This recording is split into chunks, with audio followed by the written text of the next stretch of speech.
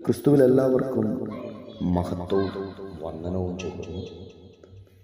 സദൃശ്യങ്ങൾ പുസ്തകം 3-ാം അധ്യായം 10-ാമത്തെ വാക്യം. അങ്ങനെ നിന്റെ കളപ്പുരകൾ സമൃദ്ധിയായി നിറയും. പ്രിയരെ, നിറഞ്ഞ കളപ്പുര ഐശ്വര്യത്തിൻ്റെയും അനുഗ്രഹത്തിൻ്റെയും പ്രതീകമാണ്.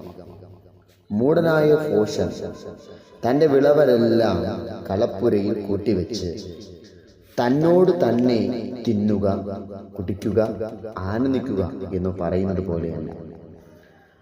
അവൻ ദൈവത്തെ അറിയാതെ തനിക്കുള്ളതിൽ പ്രശംസിച്ചവനാണ് മൂഢനായ മനുഷ്യൻ.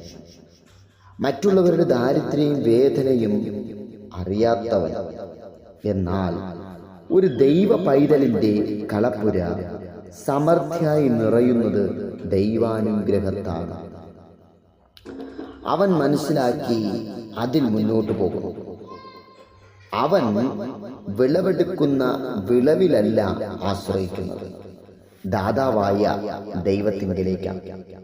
അവന്റെ കളപ്പുരയിൽ നിന്ന് ധാന്യവും ദാരിദ്ര്യവും അനുഭവിക്കുന്നവരിലേക്ക് ചെല്ലുന്നു.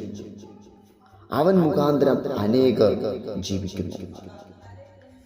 പ്രിയ വിശ്വാസി, പ്രിയ ദൈവ പൈതലേ, പ്രിയ കേൾവിക്കാരെ, ഈ ദിവസം മുഴുവനും നിറഞ്ഞു നിൽക്കുന്ന സമൃദ്ധി ഒരു കളപ്പുര നിങ്ങൾക്കുണ്ടാകട്ടെ.